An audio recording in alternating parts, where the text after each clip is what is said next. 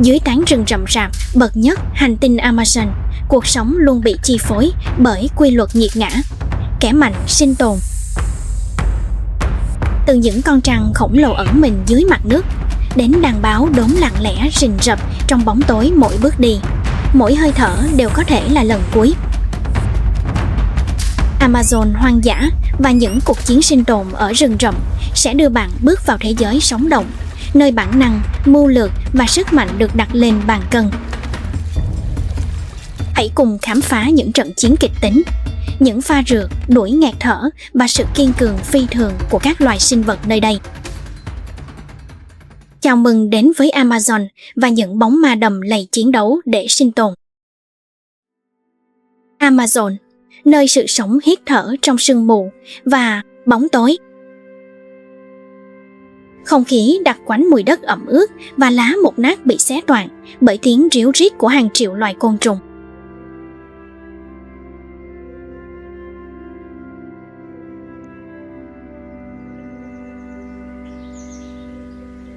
Giữa mặt nước tĩnh lặng và tán lá rậm rạp, mỗi sinh vật tồn tại trong một bản giao hưởng của bản năng và sự sinh tồn.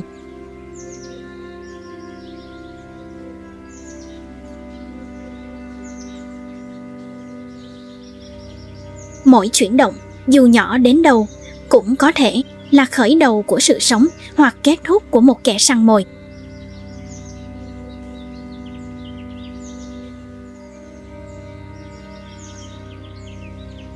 Không nơi nào khác trên trái đất ngột ngạt và linh thiêng đến thế.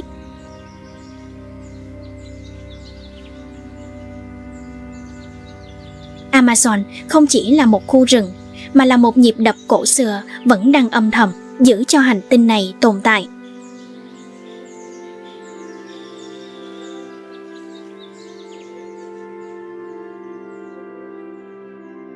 Và sâu thẳm trong tấm thảm ẩm ướt đó, một bóng đen đang chuyển động.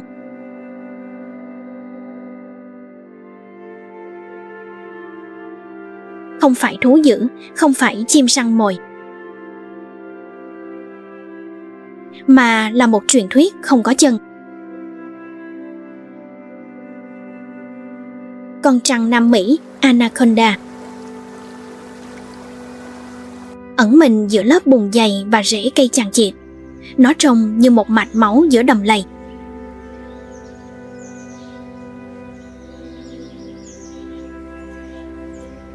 Với thân hình có thể dài tới 8 mét và nặng hơn 200 kg, nó là một trong những loài rắn lớn nhất hành tinh.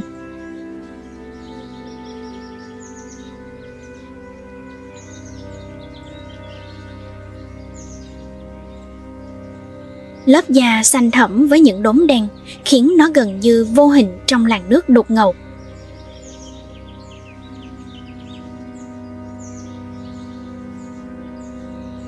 Sinh vật khổng lồ này dành phần lớn cuộc đời dưới nước, chậm rãi nhưng luôn sẵn sàng bùng nổ.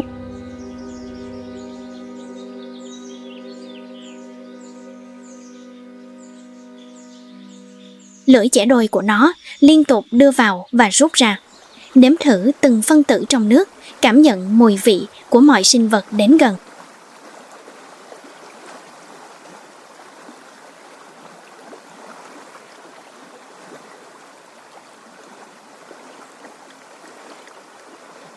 Con còn lại cũng thích yên lặng, không bao giờ bỏ lỡ cơ hội.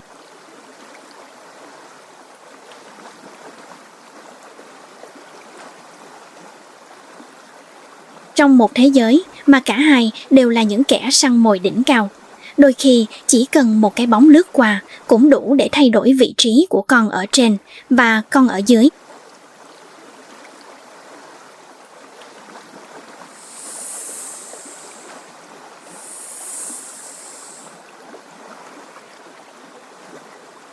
Và rồi mặt nước đột nhiên chuyển động.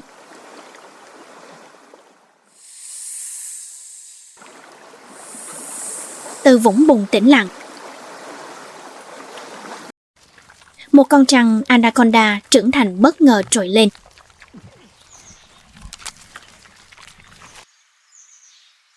Nhưng con trăng Anaconda cảm nhận được nguy hiểm.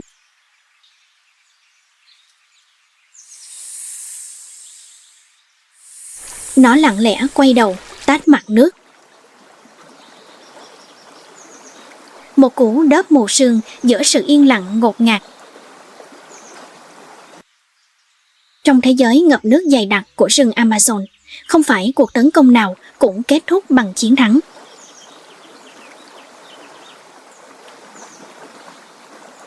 Một cú đớp hụt không chỉ là một sai lầm, mà còn là lời nhắc nhở rằng ngay cả những kẻ săn mồi cũng phải cảnh giác.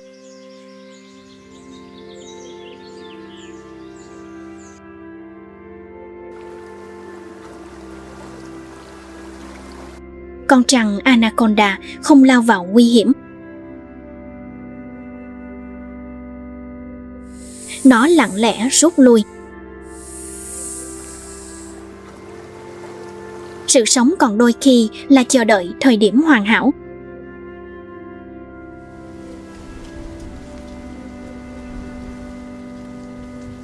Khi những cơn mưa bắt đầu trút xuống rừng rậm, nước dâng cao báo hiệu một chu kỳ sinh sản mới.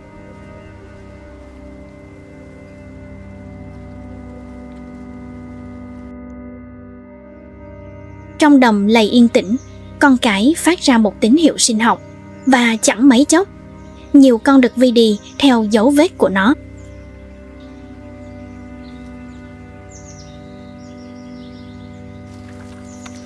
Không tiếng gầm rú, không va chạm dữ dội. Chỉ có những thân hình quấn lấy nhau trong làn nước đục ngầu. Một điệu nhảy sinh tồn kéo dài hàng ngày, như thể thời gian trôi chậm lại với mỗi cú siết.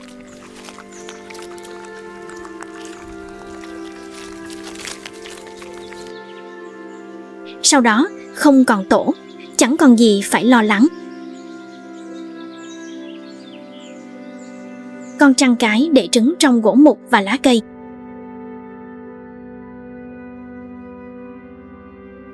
Vài tuần sau, những sinh vật nhỏ bé bắt đầu chui ra khỏi vỏ.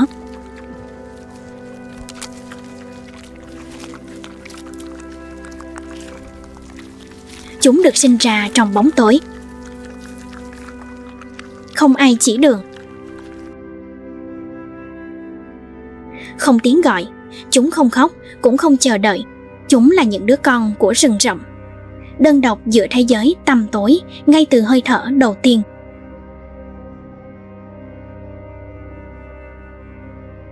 Chúng không được dạy cách sinh tồn. Chúng được sinh ra để sinh tồn. Và khi chúng lớn lên, chuỗi thức ăn của Amazon gọi đến một loài quen thuộc, bản sao, loài gặm nhấm lớn nhất thế giới.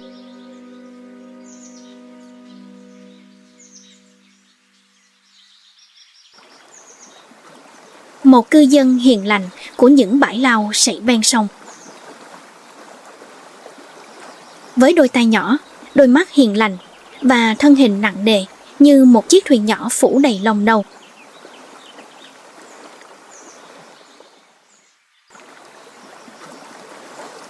Chúng không sinh ra để chiến đấu. Nhưng chính sự bình tĩnh này là cách chúng sinh tồn. Chúng sống theo bầy đàn lớn, thường lên đến vài chục cá thể, dựa vào số lượng để canh gác và cảnh báo lẫn nhau về bất kỳ chuyển động lạ nào giữa đám lau sậy.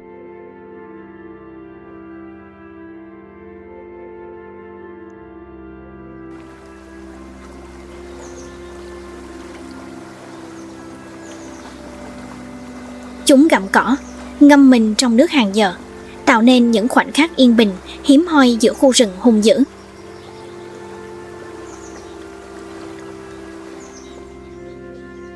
Nhưng ở Amazon, ngay cả sự yên bình cũng không thể kéo dài.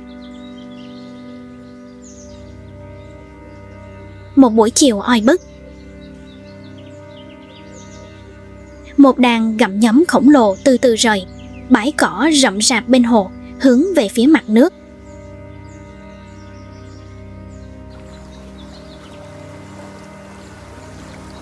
Chúng không biết rằng dưới mặt nước tĩnh lặng, một thân hình to lớn nặng nề đang ngọ nguậy như một cái bóng xanh.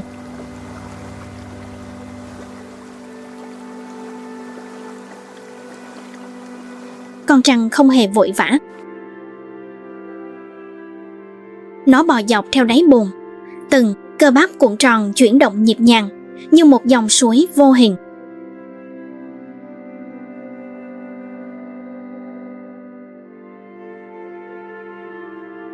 Lưỡi nhánh của nó rung nhẹ, thu giữ từng phân tử mùi hương trong không khí.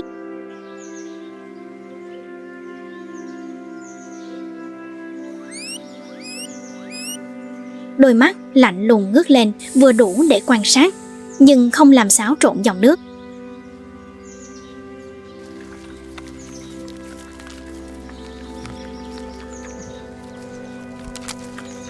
Mỗi lần nó di chuyển, thiên nhiên đều nín thở.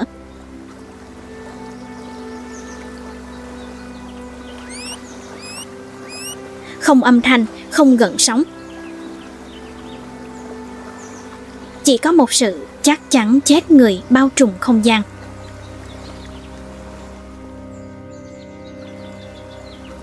Nó đã chọn mục tiêu và chờ đợi thời điểm hoàn hảo. Không gian dường như dừng lại.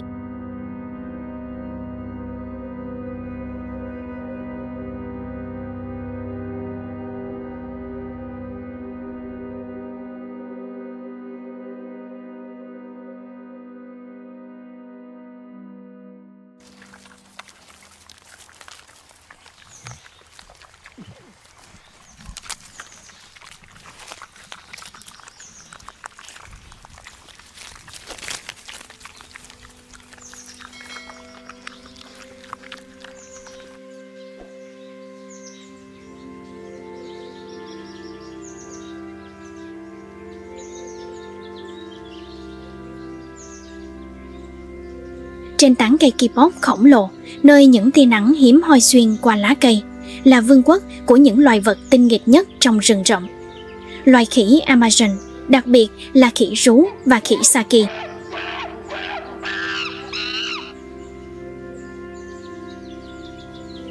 Một con khỉ đực đầu đàn, Taco, với bộ lông đen và một chiếc cổ cực kỳ lớn, hít một hơi thật sâu.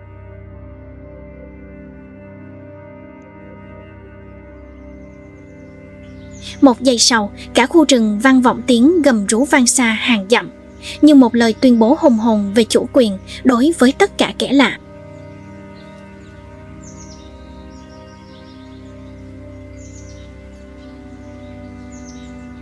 Những con cái và con non bám chặt vào cành cây, tranh nhau nhảy múa như những vũ công lơ lửng trên không.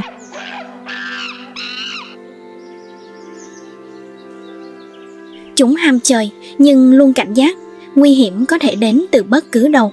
Happy ở trên, báo đốm ở dưới, và thậm chí cả những con khác cùng loài trong các cuộc xâm lược lãnh thổ.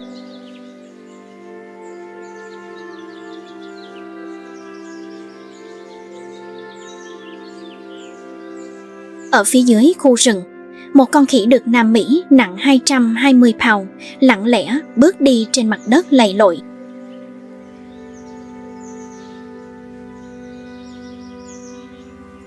Với chiếc mõm dài và linh hoạt, nó đánh hơi mặt đất, hít hà mùi lá cây và nhai nhẹ nhàng cỏ mềm.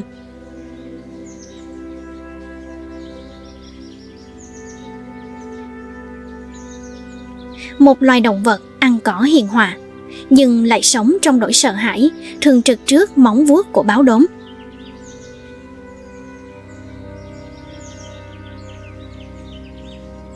Chỉ cần một tiếng động nhỏ nhất, nó phóng đi như một viên đạn, lao thẳng xuống sông để thoát khỏi nguy cơ tử vong trong chớp mắt.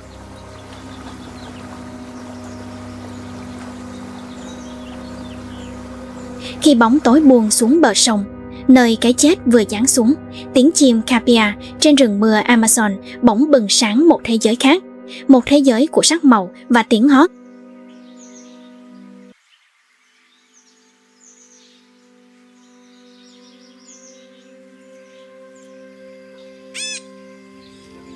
Và không gì thể hiện cuộc sống sôi động này, sống động hơn loài vẹt đuôi dài, một loài chim mang trên mình tất cả sắc màu của rừng mưa.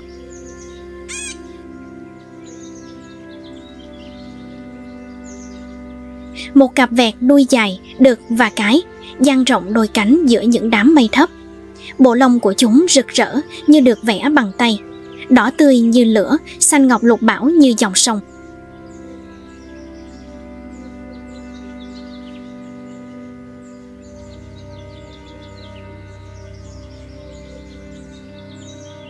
Vàng rực như mặt trời giữa trưa, với sải cánh gần 1 mét và một chiếc mỏ cong khỏe khoắn như kìm sắt.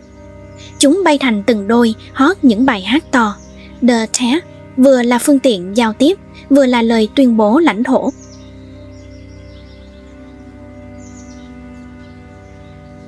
Vẹt đuôi dài là loài chim chung thủy. Chúng không chỉ bay cùng nhau, mà còn cùng nhau kiếm ăn hạt giống, trái cây và bảo vệ tổ khỏi những kẻ săn mồi như sắn, diều hâu hay thậm chí là khỉ.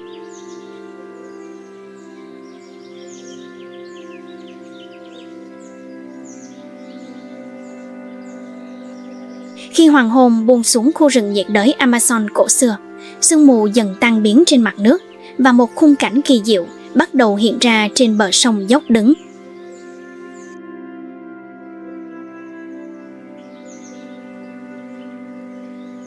Nơi hội tụ của sự sống sôi động nhất. Trên mặt đất tưởng chừng như vô hồn, một đàn vẹt đuôi dài đang tụ tập.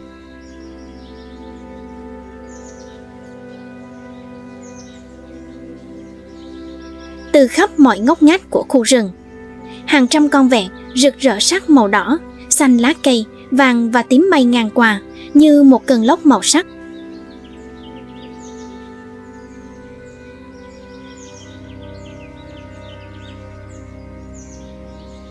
Tiếng kêu của chúng vọng vang trong không trung như tiếng cười rộn rã của một lễ hội rừng.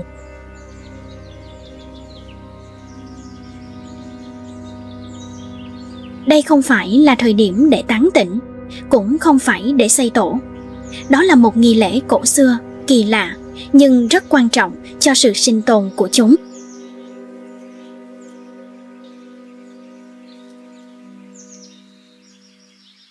Ăn đất, vẹt đuôi dài và các loài vẹt khác, chẳng hạn như vẹt đầu xanh, vẹt vàng lục và vẹt đuôi dài nhỏ, tụ tập trên bờ đất sét dọc theo dòng sông, dùng chiếc mỏ cong khỏe khoắn mổ vào đất sét và nuốt chửng.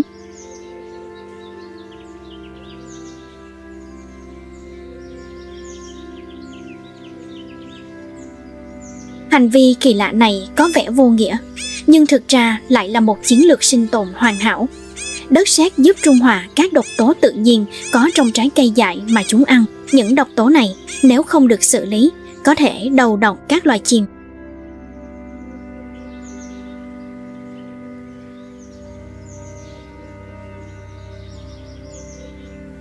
Cảnh tượng hàng trăm con chim đang mổ xuống đất, cùng lúc tạo nên một bản giao hưởng sống động, nơi màu sắc, âm thanh và chuyển động hòa quyện trên nền đất nâu sẫm.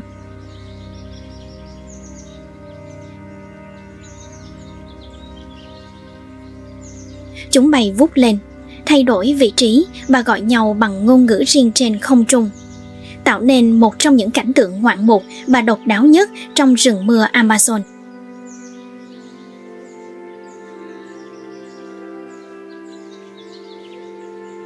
Đó là khi thiên nhiên không còn là nơi săn mồi, mà trở thành sân khấu chung cho một sự cộng sinh kỳ diệu.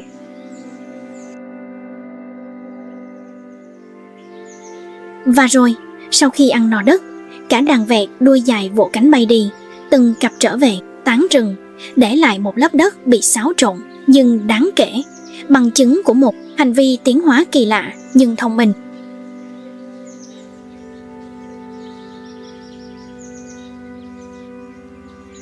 Khi màn đêm buông xuống, tiếng vỗ cánh dần tan biến, như những nốt nhạc cuối cùng của một bài ca ban ngày, giữa lòng khu rừng hùng vĩ.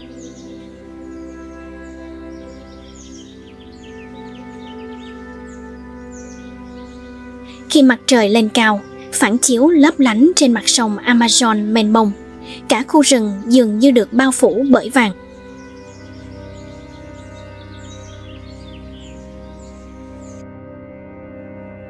Nhưng trong làn nước ấy, không chỉ có ánh sáng, mà còn có cả những sinh vật bất động, như thể đã hóa đá.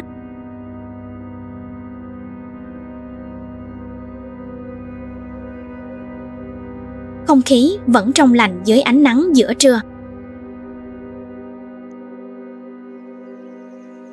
Chim hót, bướm bay lượn.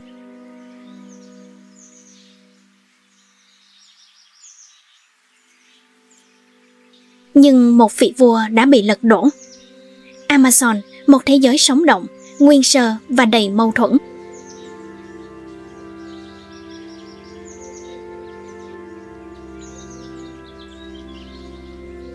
Một nơi mà sự sống và cái chết đang xen trong từng ngọn cỏ, trong từng dòng sông, trong từng giọt mưa.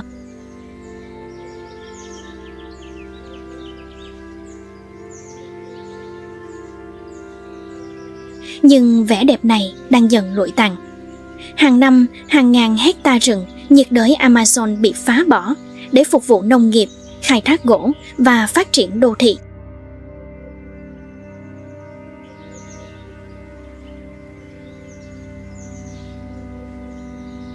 Mỗi khu rừng bị thiêu rụi là một phần linh hồn của hành tinh đang bị xé toạc, và cùng với đó,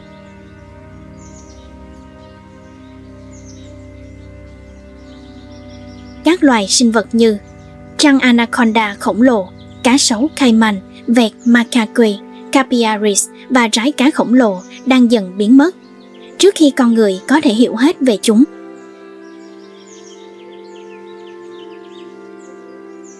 Trăng anaconda, mặc dù đáng sợ đối với nhiều người, nhưng lại là một mắt xích quan trọng trong sự cân bằng sinh thái.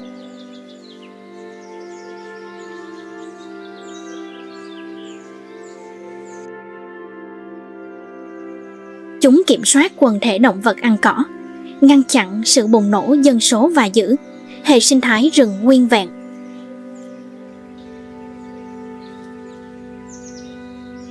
Nếu không có những loài săn mồi như trăng anaconda, Amazon sẽ không còn là Amazon nữa. Nó sẽ là một chuỗi thảm họa sinh thái.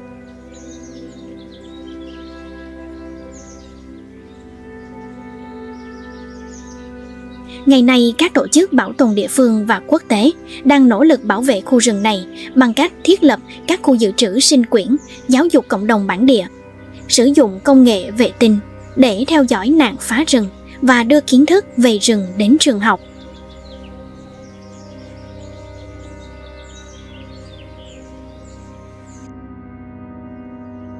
Nhưng những nỗ lực này sẽ trở nên vô nghĩa nếu phần còn lại của thế giới nhắm mắt làm ngơ.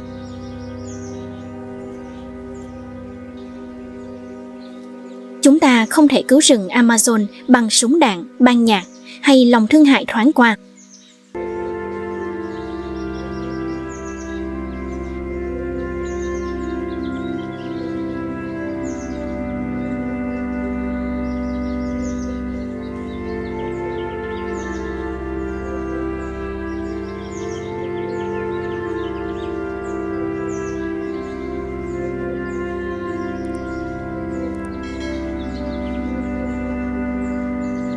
Một cú lao đột ngột.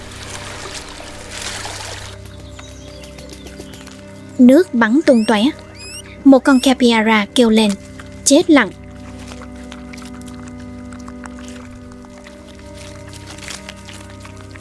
Con capybara bị nuốt chửng vào cơ thể mảnh mai đó.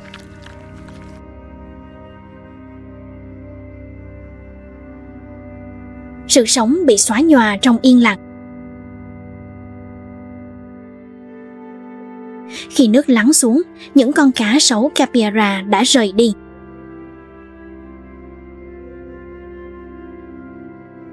Và con trăng anaconda lại chìm vào bóng tối quen thuộc, chờ đợi cuộc săn mồi tiếp theo.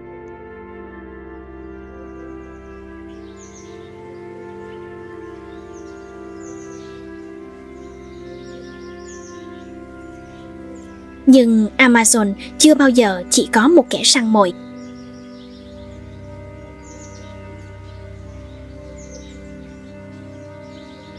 Trong khi cơn đói vẫn còn rình rập trong làn nước đục ngầu, một sinh vật khác đang tìm kiếm cơ hội cho riêng mình.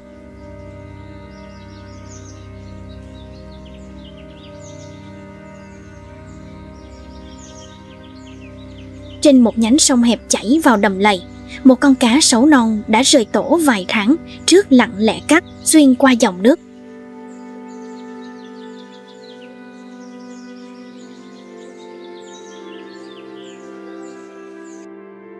Với chiều dài chỉ hơn 1 mét, nó là phiên bản thu nhỏ của những sát thủ huyền thoại của sông Amazon.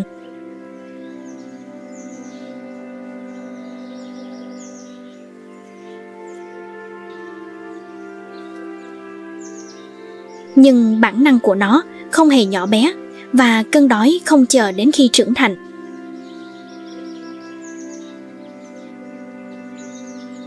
Cá sấu Cayman, bậc thầy của sự kiên nhẫn và bạo lực.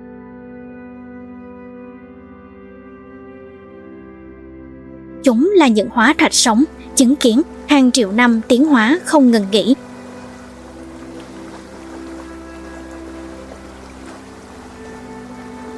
Với lớp giáp dày như đá cổ đại, một chiếc đuôi vạm vỡ dùng để lướt qua khi bị tấn công, và đôi mắt ngang có thể quan sát mà không cần nhô lên khỏi mặt nước. Cá sấu là hiện thần của chiến lược chờ đợi.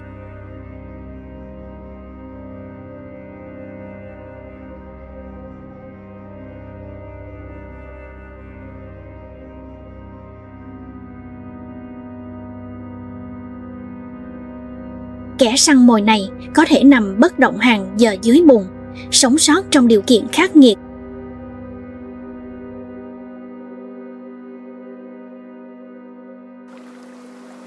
Với bộ hàm có thể cắn tới 3 pi, đủ để nghiền nát cả xương cứng nhất ở Amazon.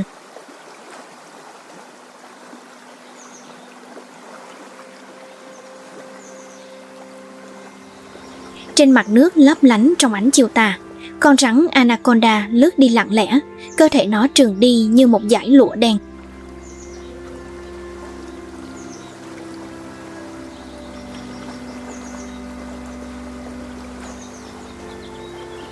Đằng sau một hình bóng nhỏ bé đang quan sát. Một con cá sấu con.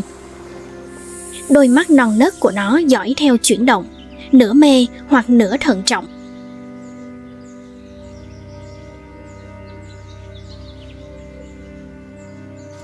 Nó không biết mình là kẻ săn mồi hay con mồi.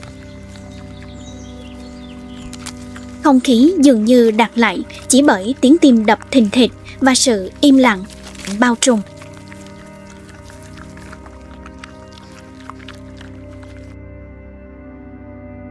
Bản năng thúc giục nó, nhưng kinh nghiệm vẫn còn non nớt.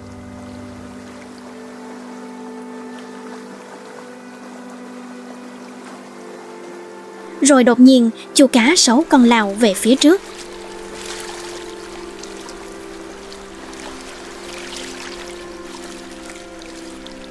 Nhưng đó là sai lầm cuối cùng. Con trăng Nam Mỹ vặn mình. Trong làn nước đục ngầu, sinh vật nhỏ bé dần chìm xuống.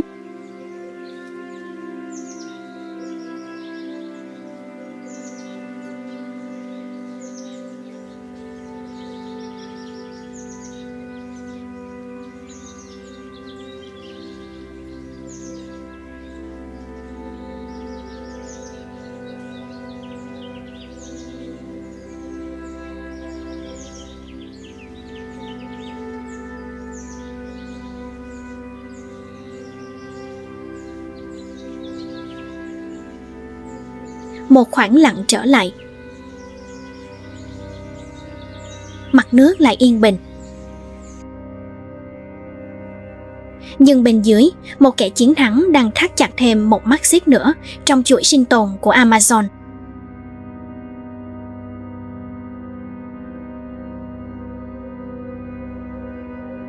Ở Amazon, một con non, dù mang trong mình dòng máu dã thú, cũng có thể trở thành bữa ăn cho một bóng ma yên lặng.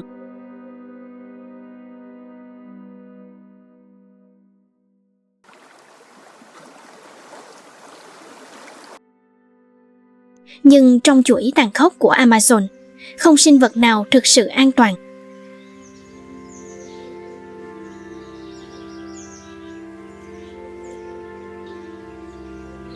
Khi bóng con cá sấu lặng lẽ chìm xuống, một bóng đen khác bắt đầu di chuyển từ rừa rừng.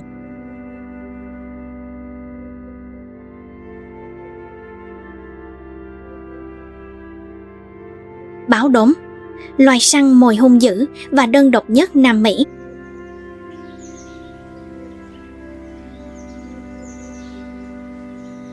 Không giống như họ hàng châu Phi của mình, báo đốm Nam Mỹ có cơ bắp và bộ hàm khỏe hơn bất kỳ loài mèo lớn nào khác.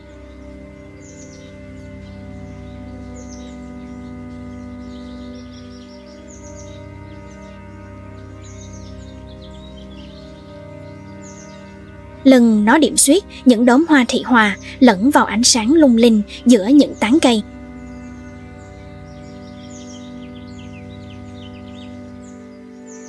Những đốm đen không chỉ là họa tiết mà còn là lớp ngụy trang chết người.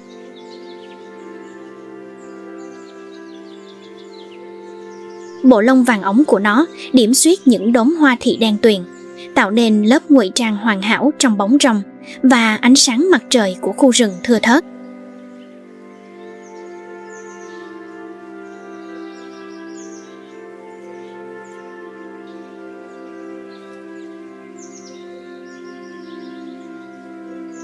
Một con trưởng thành có thể dài tới 2 mét, nặng hơn 100 g, với bộ hàm cực kỳ mạnh mẽ và lực cắn mạnh nhất trong họ mèo, đủ để xuyên thủng hộp sọ của lợn rừng hoặc đâm thủng lớp giáp của rùa Amazon.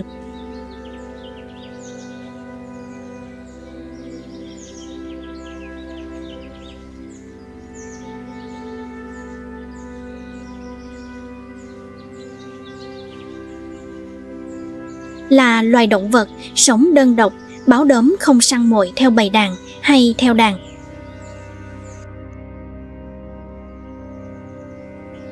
Tuy nhiên, trong mùa giao phối thường rơi vào sau mùa mưa, chúng sẽ tìm kiếm bạn tình thông qua nước tiểu hoặc vết cào.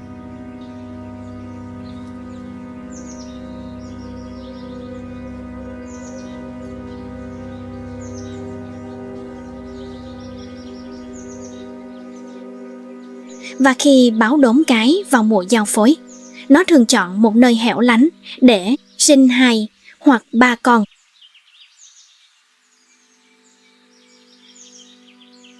Những con báo đốm con sẽ được nuôi dưỡng bằng thịt tươi mà báo mẹ mang về từ những chuyến đi săn lặng lẽ, cho đến khi chúng đủ lớn để rời đi và bắt đầu hành trình săn mồi của riêng mình.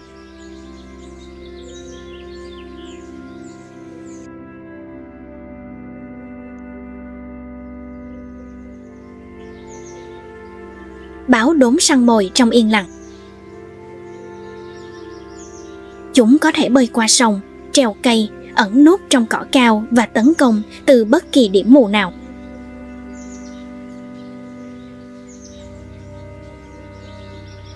Chúng là biểu tượng của sự kiên nhẫn, sức mạnh và khả năng thích nghi.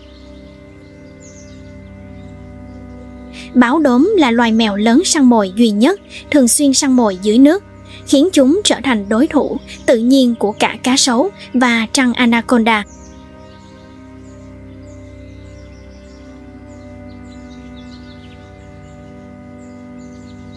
Trong đầm lầy thấp, nơi mặt đất vẫn còn mềm sau trận mưa đêm qua, một con báo đốm đang từ từ tiến về phía trước.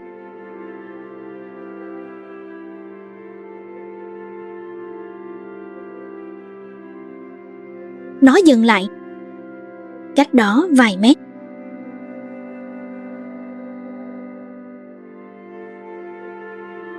Con trăng anaconda đang nghỉ ngơi, những dải cơ dày trải dài trên, bùn ẩm ướt, thỉnh thoảng co lại rồi lại giãn ra như những con sóng ẩn dưới lớp da xanh lục sẫm ánh kim.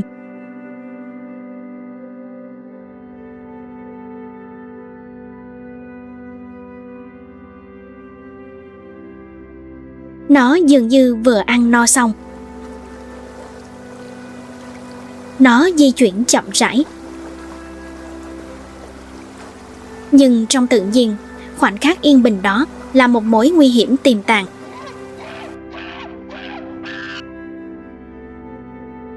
Phía sau một bụi cây thấp không xa, một bóng đen lặng lẽ di chuyển.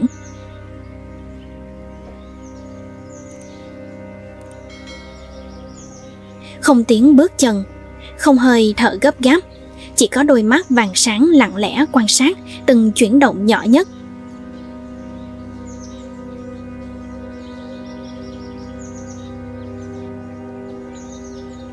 Không khí như đóng băng. Đột nhiên, con báo đốm co rúm lại và lao tới.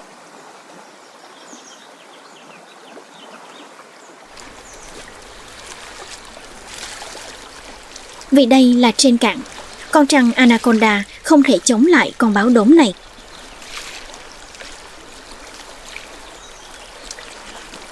Cú đớp đã kết thúc cuộc săn bất ngờ. Con trăng Anaconda trở thành con mồi cho kẻ có hàm răng đáng sợ.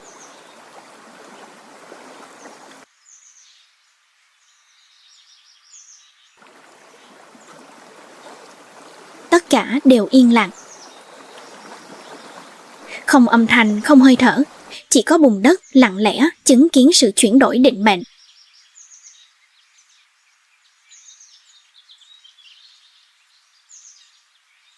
Trên cạn, con trăng khổng lồ là một khối nặng nề, vụng về, chậm chạp.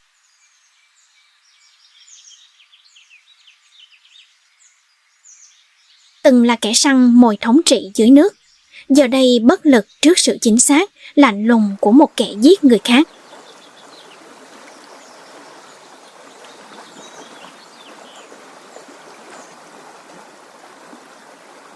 Chỉ trong vài giây, cán cân sinh tồn đã bị đảo lộn.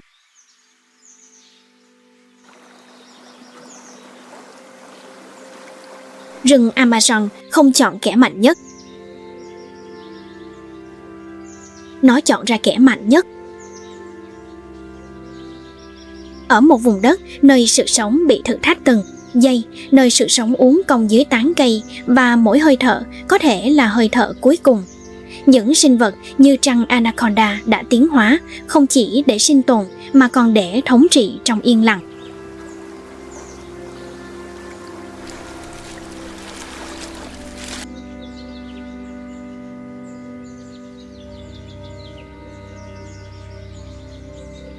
Từ loài capybara nhanh nhẹn, loài báo đốm rình mồi, đến loài trăng yên lặng nhưng không bao giờ yếu đuối.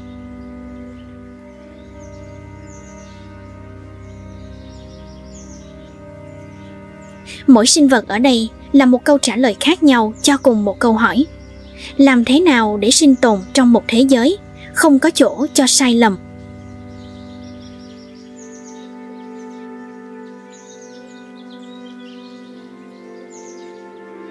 Rừng Amazon là bài học vĩ đại nhất của thiên nhiên. Một con trăng Anaconda, bóng ma đầm lầy. Một minh chứng sống cho sức mạnh của sự kiên trì, thích nghi và im lặng vào đúng thời điểm. Khi màn đêm buông xuống, thế giới không hề im lặng, mà nhường chỗ cho những kẻ săn mồi thực sự.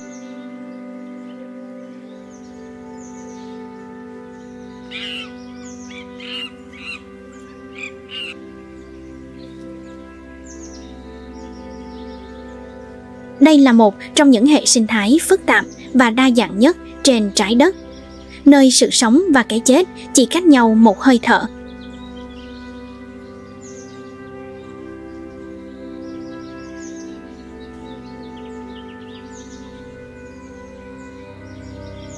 Trong sự tĩnh lặng, một kẻ săn mồi di chuyển lặng lẽ.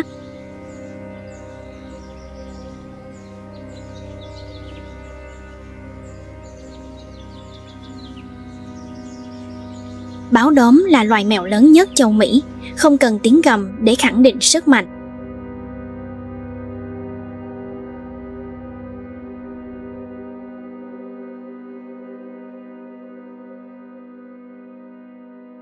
Với vóc dáng vạm vỡ, đôi chân ngắn, khỏe mạnh và bộ hàm khỏe nhất trong họ mèo, chúng là một sát thủ thầm lặng.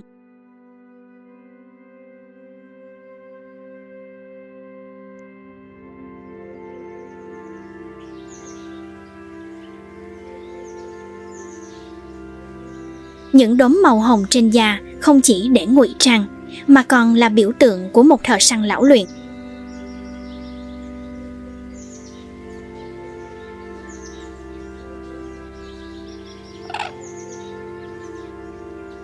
nó đang lần theo dấu vết của một đàn chuột lang.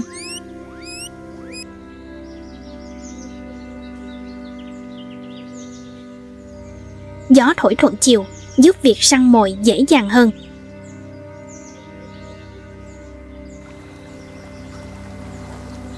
Với mỗi bước chân, nó hạ thấp trọng tâm, di chuyển sát mặt đất như thể đang lướt trên cỏ.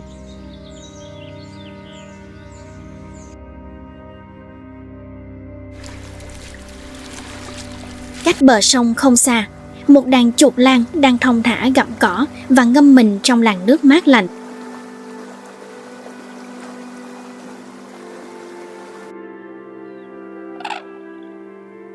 Là loài gặm nhấm lớn nhất thế giới, chuột lang có thân hình tròn trịa.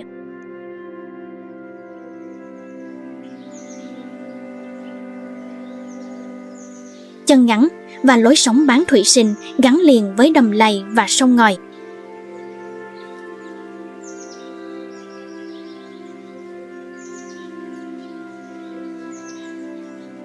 Chúng sống theo bầy đàn từ 10 đến 20 cá thể, luôn có một con đầu đàn canh chừng.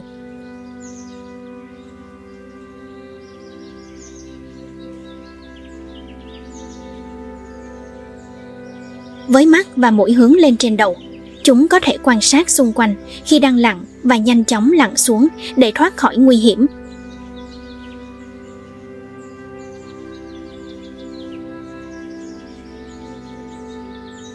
Vào một buổi sáng yên bình, một vài con nằm phơi nắng, trong khi những con khác dạy con mình bơi.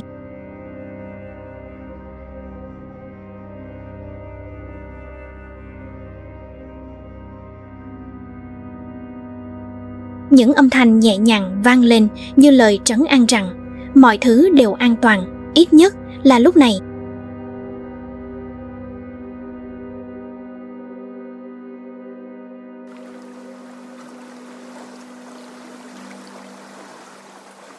Chúng không hề biết rằng từ trong rừng, cái chết đang đến gần một cách nhanh chóng, âm thầm và không thương tiếc.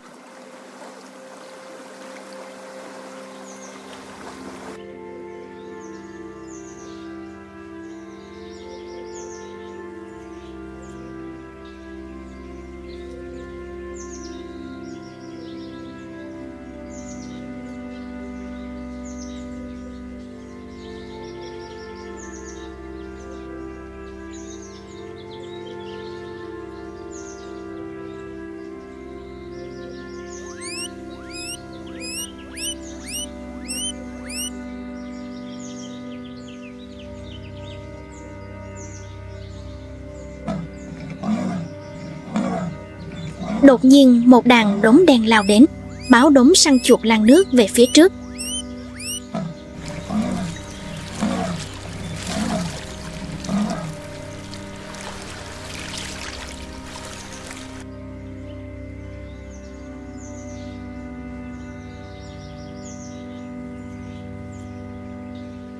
Con báo giữ chặt con mồi, mắt đảo quanh khi nó kéo bữa ăn vào sâu trong khu rừng rậm rạp, nơi tán cây rậm rạp che khuất ánh sáng để tránh đối thủ.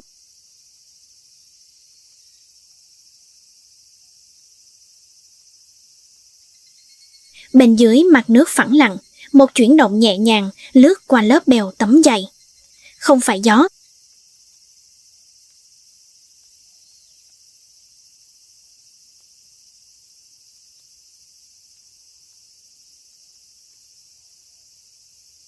Đó là một hình dạng cuộn tròn mượt mà như một sợi dây thừng khổng lồ. Một con trăng Nam Mỹ, loài rắn lớn nhất thế giới, dài gần 6 mét và nặng hơn 100 kg.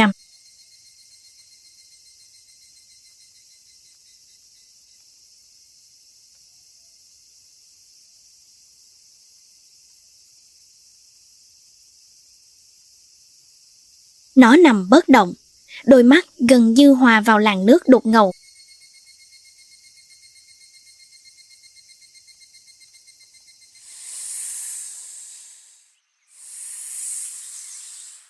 Không cần phải vội vàng, rắn không săn mồi như bá.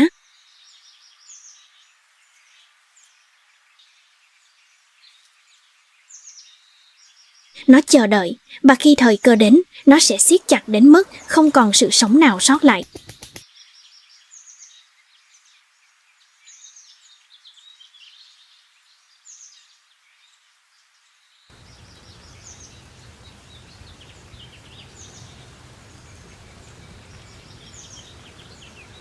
Khi khu rừng rậm rạp chuyển sang mùa mưa, nước dâng cao nhấn chìm rễ cây và bùn mềm lan rộng khắp các vùng trũng thấp.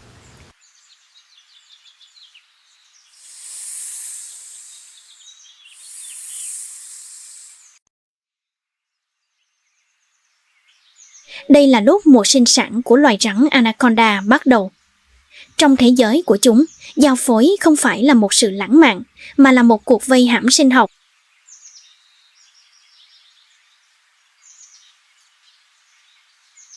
Một con rắn cái khổng lồ nằm bất động giữa những con rắn nước trôi nổi.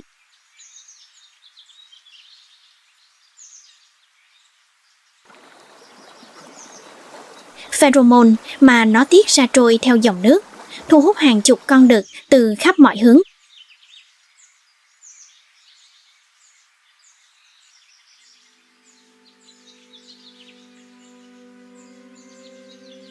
Chúng không tham gia vào những trận chiến dữ dội như các loài động vật có sừng.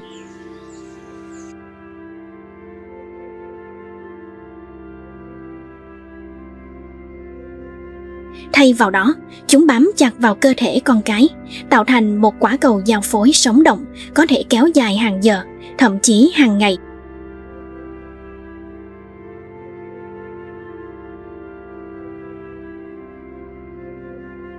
Trong quá trình này, chỉ những con đực khỏe mạnh và kiên cường nhất mới có thể truyền lại gen của chúng.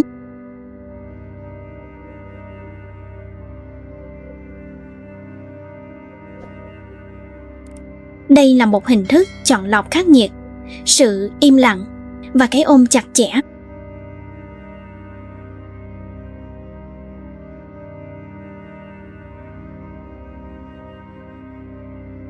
Với lối sống dưới nước, rắn Anaconda có cơ thể, mắt và lỗ mũi thích nghi hoàn hảo trên đỉnh đầu, làn da mịn màng, cơ bắp mạnh mẽ và khả năng nín thở trong thời gian dài.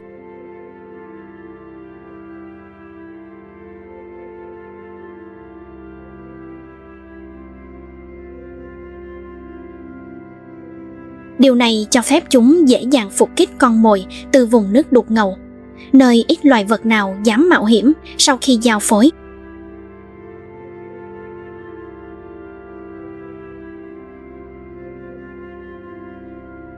Con cái thường săn mồi mạnh mẽ hơn để tích lũy năng lượng.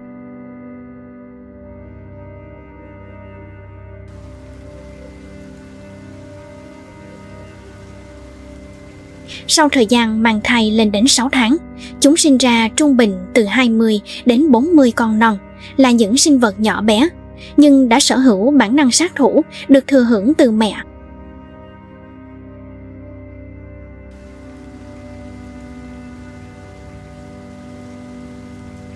Mùa mưa mang đến sự sống và cũng đánh thức đội quân sát thủ nhỏ bé nhất trong rừng rậm.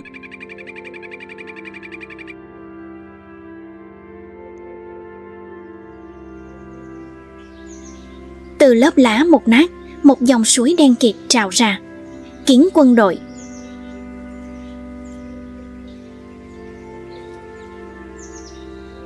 Không xây tổ, chúng di chuyển liên tục, săn mồi theo bầy.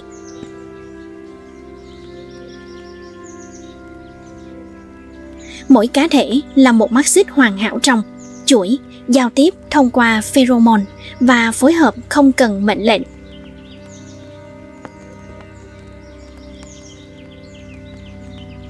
Chỉ cần một rung động nhỏ nhất, hàng trăm con bò vào, ngoạm chặt con mồi bằng hàm sắc nhọn.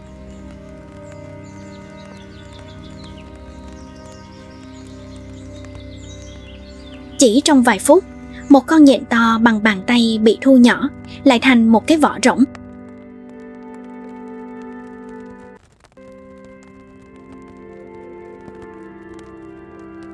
Không cần sức mạnh, chỉ cần số lượng và chiến lược.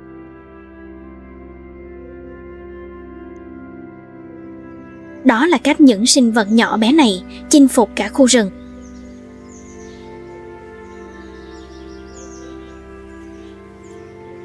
Khi rừng mưa Amazon bước vào mùa ẩm ướt nhất, tiếng gọi bạn tình vang vọng khắp những góc tối của khu rừng.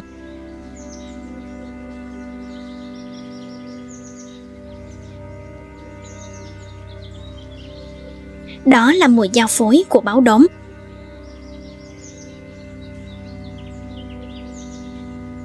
Những con đực theo pheromone đối mặt với nhau và gầm lên cảnh báo.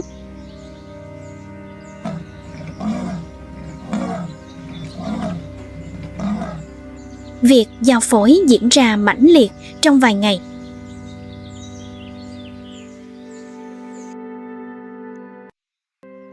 Sau đó, tất cả kết thúc và mỗi con vật trở về với sự cô đơn quen thuộc của mình.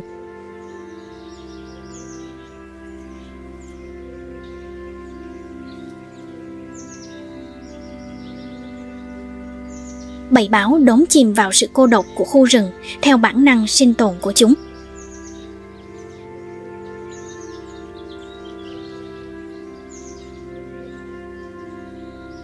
Phía trên sự sống vang vọng trong những tiếng kêu rộn ràng và sự di chuyển liên tục của đàn.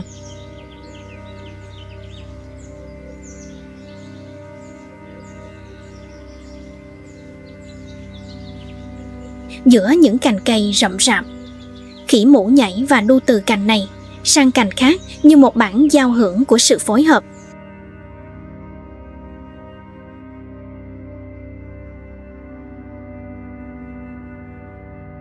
Với chiếc đuôi dài, linh hoạt đóng vai trò là chi thứ 5 và đôi tay khéo léo, khỉ mũ có thể giữ thăng bằng hoàn hảo trong môi trường 3 chiều của tán rừng.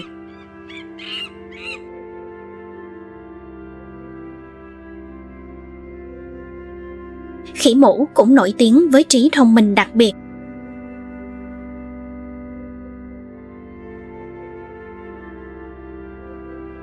Chúng dùng đá để đập vỡ các loại hạt cứng, cành cây để đuổi côn trùng và ghi nhớ những con đường phức tạp xuyên qua mê cung rừng.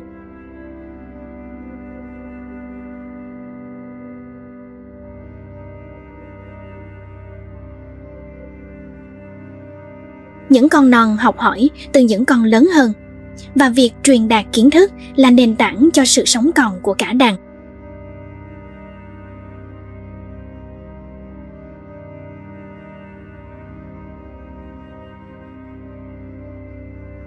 Luôn có ít nhất một cá thể làm nhiệm vụ canh gác, đậu trên điểm cao nhất.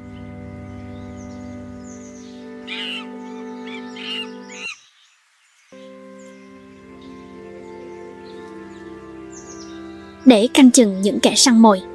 Khi có dấu hiệu nguy hiểm đầu tiên, nó sẽ phát ra tiếng kêu báo động lớn và ngay lập tức được truyền đến các thành viên khác.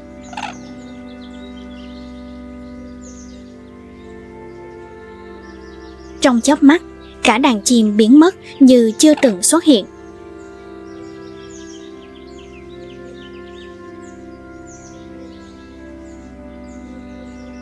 Ở Amazon, nơi mỗi chiếc lá đều ẩn chứa một đôi mắt săn mồi, sự gắn kết và trí thông minh là vũ khí tối thượng giúp loài capuchin sinh tồn, không phải bằng sức mạnh mà bằng trí tuệ và tinh thần bầy đàn.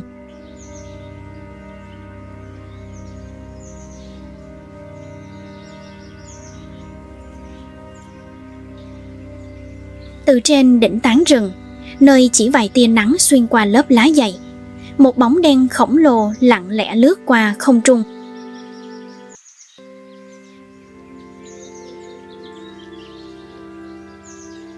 Không tiếng động, không lời cảnh báo.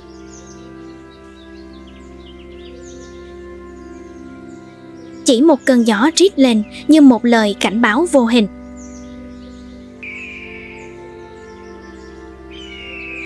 Đại bàng Hapi, chúa tể bầu trời Amazon.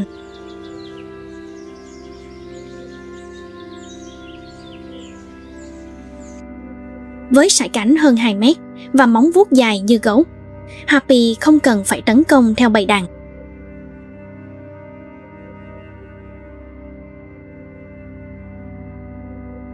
Chỉ riêng mình nó đã đủ mạnh mẽ, để tóm gọn một con khỉ trưởng thành trên cây và lôi nó ra khỏi tán cây chỉ trong chớp mắt.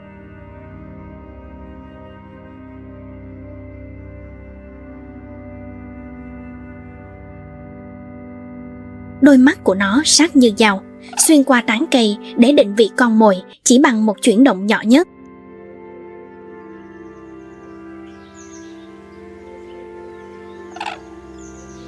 Những tán cây thấp vang vọng những giai điệu du dương của hai chim lon.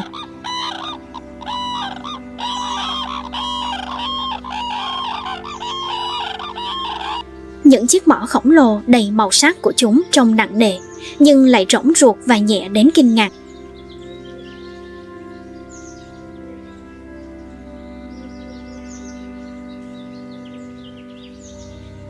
Chiếc mỏ không chỉ được dùng để hái trái cây từ những cành cây xa xôi, mà còn để điều hòa nhiệt độ cơ thể trong điều kiện khí hậu nóng ẩm ở đầm lầy.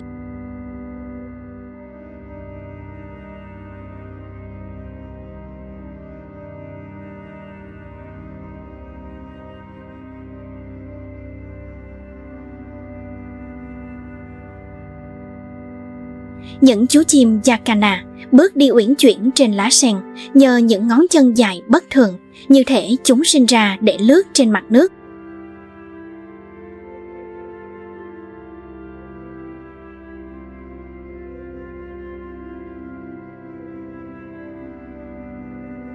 Giữa thế giới nhộn nhịp của những đôi cánh, có một sinh vật dường như thách thức tất cả, chậm rãi, im lặng và gần như bất động.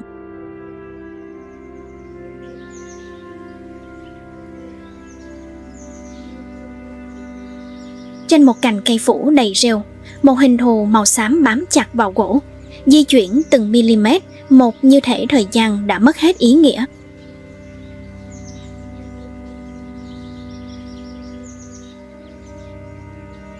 Đây là loài lười ba ngón, biểu tượng sống của sự kiên nhẫn trong rừng nhiệt đới Amazon.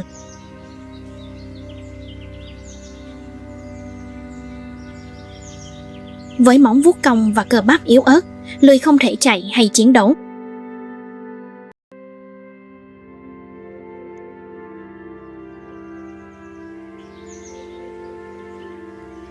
Nhưng sự chậm rãi của nó là một chiến lược sinh tồn. Nó giúp lười tránh được những con mắt sắc bén của những kẻ săn mồi như đại bàng Harpy hay báo đốm.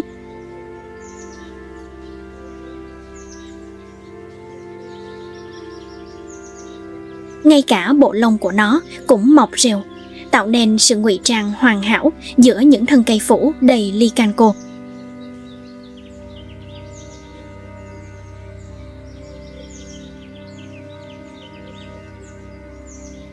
Lười ăn ít di chuyển và chỉ xuống đất khoảng một lần một tuần để giải quyết nỗi buồn. Một hành vi nguy hiểm nhưng không thể tránh khỏi.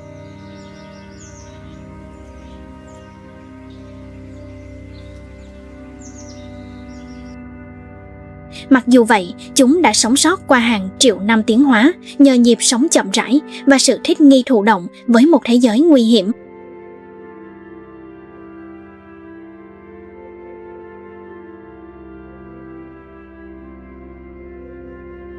Khi mặt trời lên cao, ánh sáng chiếu xuống dòng sông quanh co trong khu rừng rậm rạp, và cuộc sống bên bờ sông bỗng trở nên sống động. Giữa muôn trùng cây lá và những thanh âm rùng rợn của rừng sâu, Amazon vẫn không ngừng viết nên những câu chuyện sinh tồn khốc liệt mỗi ngày. Cuộc sống nơi đây là một chuỗi thử thách không hồi kết, nơi chỉ những kẻ thích nghi và mạnh mẽ nhất mới có thể tồn tại. Hành trình khám phá rừng rậm Amazon chưa bao giờ dừng lại, vẫn còn vô vàn điều kỳ bí, những sinh vật chưa từng được con người biết đến. Nếu bạn thấy cuốn hút bởi thế giới hoang dã này, đừng quên nhấn like, subscribe và bật chuông thông báo để tiếp tục đồng hành cùng chúng tôi trên những chuyến phiêu lưu sắp tới. Thiên nhiên hoang dã luôn chờ đợi bạn khám phá.